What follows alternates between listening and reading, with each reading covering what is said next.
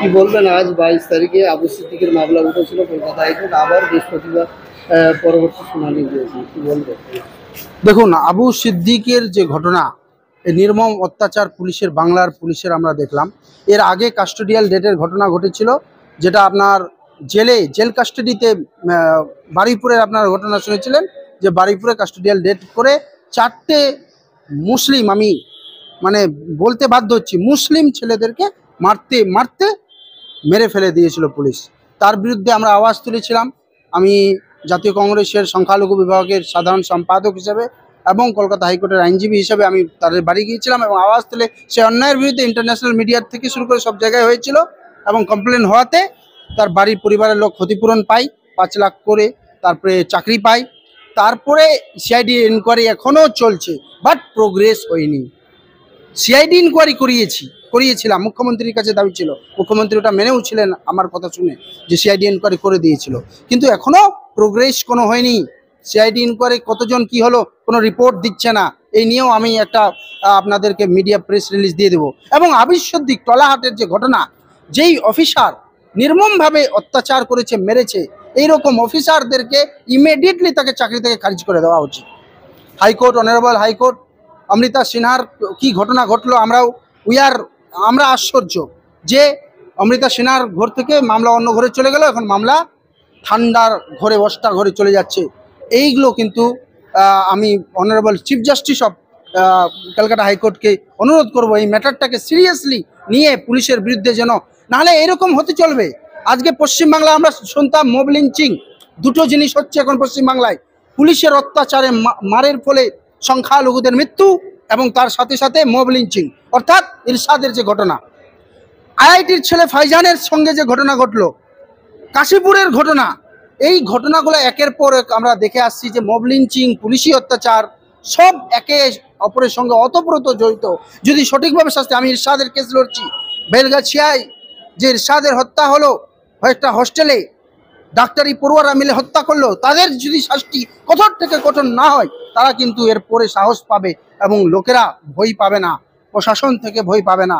আমি নিন্দা জানাচ্ছি যে এরকম, ঠিক আছে কলকাতা হাইকোর্ট তার একটা যে আইন মেনে নির্দিষ্ট মেনে করছে, প্রশাসন কি করছে? মাননীয় মুখ্যমন্ত্রী মমতা ব্যানার্জি 21শে জুলাইয়ের মঞ্চ থেকে বলতে পারে আমরা মা মাটি মানুষের সরকার। তো আপনার মা মাটি মানুষ কোথায় গেল? আপনার জনসাধারণের জন্য কোথায় গেল? আপনার ভিতরে দয়া মায়া কোথায় গেল? আপনি কেন ইমিডিয়েট অ্যাকশন নিচ্ছেন না? আজকে আমি ফার্দার একটা কমপ্লেন করব, আপনাদেরকে প্রেস রিলিজ দিয়ে দেব, ফার্দার কমপ্লেন করব। মাইনরিটি কমিশনকে বলবো, পশ্চিমবঙ্গের যে মাইনরিটি কমিশন আছেন আর যার চেয়ারম্যান আহমদ হাসান ইমরান, উনি কেন ডাকছে না? আমি দেখলাম পেপারে, কলম পত্রিকায় যে উনি গিয়েছিলেন, কিন্তু এখন পর্যন্ত উনি ডাকেননি কেন এসপিকে? ওনাকে ডাকতে হবে। এই বিষয়ে ওনাকে আমি একটা একটা কমপ্লেন দেব।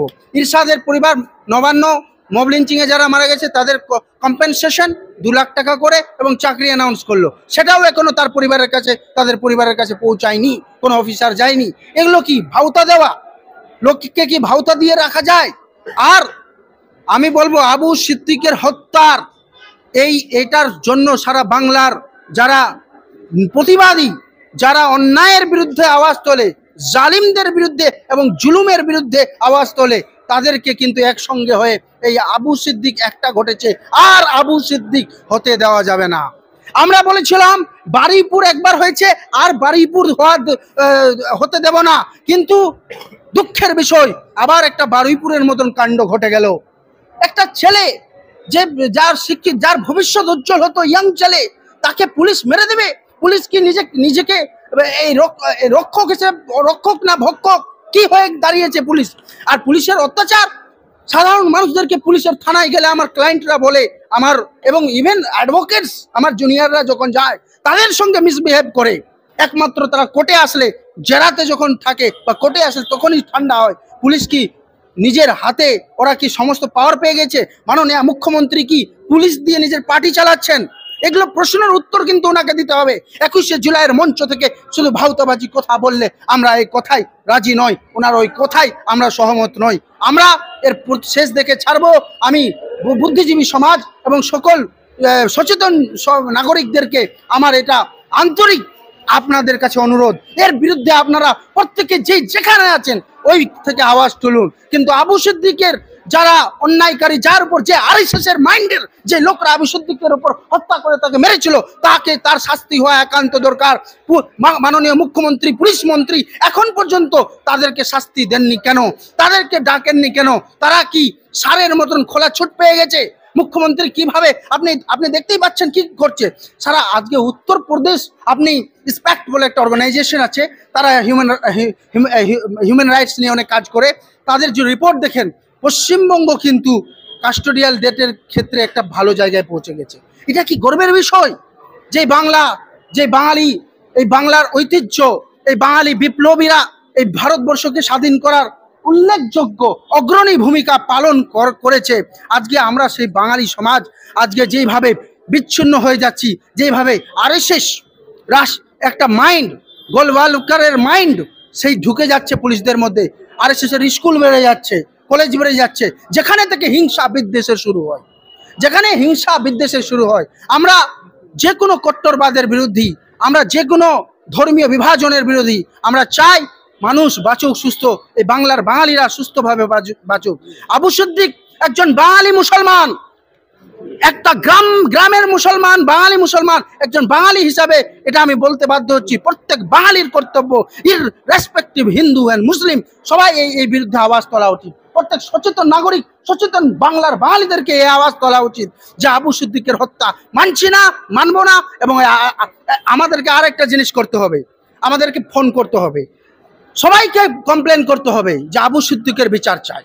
সবাইকে, মুখ্যমন্ত্রীকে কমপ্লেন দিতে হবে, সবাইকে আপনার ডিজি পুলিশকে কমপ্লেন দিতে হবে, সবাইকে মাইনরিটি কমিশনটা কিসের জন্য? সংখ্যালঘুদের উপর অত্যাচার হলে সেটা দেখার জন্য। তো কি করছেন? দায়িত্ব পেয়ে আমি শুনলাম, আমি জানতে পারলাম যে মাইনরিটি কমিশনকে লিগাল সেলও মুখ্যমন্ত্রী দেননি।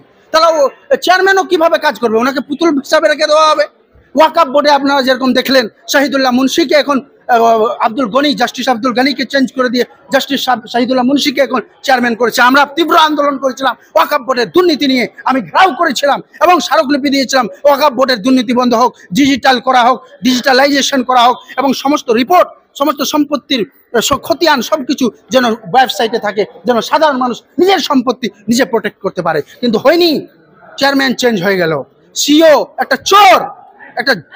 এইভাবে পুলিশি রাজ এবং এইভাবে দুর্নীতির রাজ দিয়ে চলা যাবে না। আর আরেকদিকে শিক্ষা ব্যবস্থায় হামলা। শিক্ষা ব্যবস্থায় কেমন করে হামলা? বিভিন্ন শিক্ষকদের উপর মার, যারা মিড ডে মিলের দুর্নীতি নিয়ে প্রতিবাদ করছে। মালদায় ঘটনা ঘটছে, রিয়াজুল হক নামে একটা ছেলের হেডমাস্টারের সাথে। এইভাবে বিভিন্ন জায়গায় যে দুর্নীতি, এর বিরুদ্ধে আপনি যদি মুখ্যমন্ত্রী আওয়াজ না তুলতে পারেন, এর ব্যবস্থা না নিতে পারেন, বাংলার মানুষ কিন্তু এর ব্যবস্থা নেবে। বললেন যে 10 লাখ ওদের চাকরি রেডি আছে, কিন্তু ওরা কখন দেবেন বলুন? কখন দেবেন? 10 লাখ চাকরি আছে রেডি। যারা চাকরি পেয়ে চাকরি খেয়ে চলে যাচ্ছে, আর আপনি চাকরি দিতে পারছেন না। আপনি বলুন না, আপনি ইলেকট্রিসিটির বিল দিল্লিতে কত আছে, কোথায় কত আছে? আজকে বাংলার মানুষ এত টাকা বিল দেবে কেন? আজকে আমি বলবো হাওড়া, কলকাতা যা সিএসসি আছে, একটা প্রাইভেট কোম্পানি গোয়েঙ্কার হাটেদের কেন ছেড়ে দেওয়া হয়েছে? মুখ্যমন্ত্রী এটা পশ্চিমবঙ্গ গভর্নমেন্ট টেক ওভার করে নিচ্ছে না কেন? প্রাইভেটাইজেশনকে আপনি উৎসাহ দিচ্ছেন কেন? বাংলার ছেলেরা, বাঙালিরা নিজের দেশে, নিজের রাজ্যে কাজ পাচ্ছে না, কিন্তু অন্যরা কাজ পাচ্ছে, বাঙালিদেরকে আপনি কাজ দিচ্ছেন না। এর জবাব কে দেবে? মালদা উত্তরবঙ্গে, আমি যদি মালদা ডিস্ট্রিক্টে আম্বুজা থেকে বিভিন্ন ফ্যাক্টরি হয়েছে, বেহুলা নদী দূষিত হয়ে যাচ্ছে, কিন্তু ওখানকার ছেলেরা কাজ পাচ্ছে না, বাইরের লোক কাজ পাচ্ছে। এগুলোর বিরুদ্ধে আওয়াজ কে তুলবে? আপনি বলছেন বাংলা বাঙালি বহিরাগত হটাও, এই সব যে বলছেন, এগুলো ডায়লগবাজি। এই ডায়লগ আপনার কেউ খাবে না যতক্ষণ পর্যন্ত আপনি সঠিকভাবে, সঠিক নিয়তে এবং সঠিক সংকল্প নিয়ে আপনি বাংলা বাঙালির কাজ করবেন। সে হিন্দু হতে পারে, সে মুসলিম হতে পারে, সে খ্রিস্টান হতে পারে, সে জৈন বৈদ্য যে কেউ হতে পারে। আমরা মানি না, আমরা মানি বাঙালি। এই বাংলার বাঙালি যারা বিপ্লবী, যারা মানুষকে সঠিকভাবে মানুষকে বিপ্লব করতে শিখিয়েছে, নোবেল বাঙালিরা নিয়ে এসছে। এই গর্বের বিষয় আজকে আবু সিদ্দিকের মতন ঘটনা ঘটবে কেন? আজকে ইরশাদের মতন হত্যা কেন হবে?